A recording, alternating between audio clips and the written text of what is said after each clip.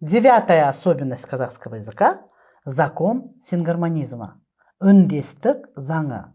Это когда в пределах одного слова все гласные звуки должны быть созвучны, гармоничны.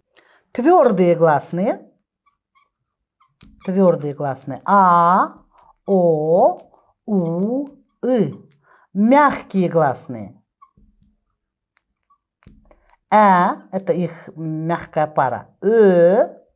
У, и Е. Например, слово терезе, окно, да? Е мягкое. Значит, окончание тоже должно быть мягкое. Терезеде. Де мягкое. Кала слово твердое. А твердое гласное, слово твердое. Кала, калада. Но если мы встречаем слова смешанные, например, кытап, мягкое, а твердое, тогда мы смотрим на последний слог.